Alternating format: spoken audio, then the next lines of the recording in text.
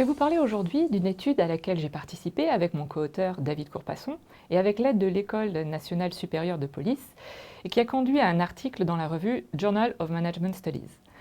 Nous nous sommes intéressés aux dynamiques identitaires dans les organisations, ce qui a du sens, ce qui est significatif pour les membres d'une organisation dans leur travail quotidien.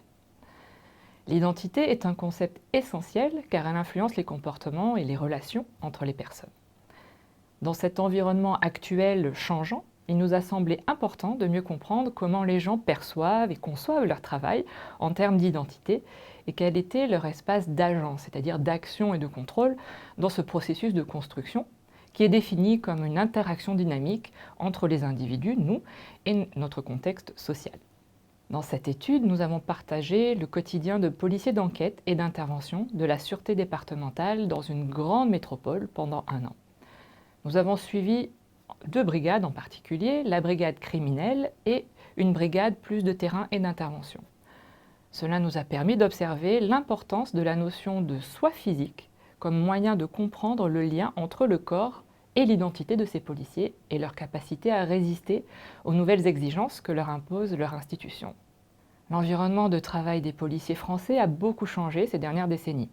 Il a évolué notamment pour répondre aux normes de standardisation de l'Union européenne. Ces changements ont profondément impacté le travail de ces policiers qui, pour beaucoup, ont du mal à accepter ces changements car ils considèrent qu'ils les empêchent de faire leur travail de façon efficace, ce qu'ils considèrent être du bon travail policier.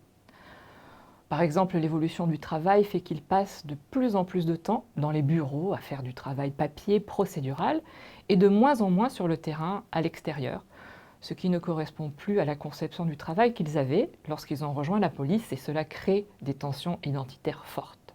Nous analysons ici ce que nous appelons la politisation des corps comme une composante puissante qui aide ces professionnels à contourner certaines pressions institutionnelles qui affectent la conception de leur travail. On en sait peu sur le rôle du corps dans les professions pour lesquelles les éléments corporels sont au centre de l'affirmation de l'identité. En mettant l'accent sur 4 pratiques corporelles, nous démontrons comment la forme physique, le contrôle des corps et des espaces, l'hygiène et l'endurance sont des éléments centraux de la construction du soi de ces policiers. Nous avons donc montré, premièrement, que ces policiers produisent un soi physique qui crée le lien entre le corps et l'identité professionnelle et personnelle.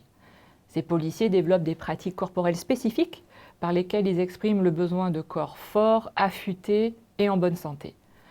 Nous analysons la façon dont ce soi physique sert d'instrument de pouvoir dans leur interaction quotidienne. Deuxièmement, nous expliquons comment ce soi physique est politisé, c'est-à-dire il est utilisé comme un objet politique de résistance. Le corps représente une forme de résistance quotidienne au changement sur le lieu de travail qui affecte l'identité préférée du bon policier et qui crée des tensions identitaires. Nous proposons ainsi une analyse des processus spécifiques par lesquels les individus peuvent encore influencer les situations de travail et s'opposer aux tentatives répétées de standardisation des compétences et des processus de travail.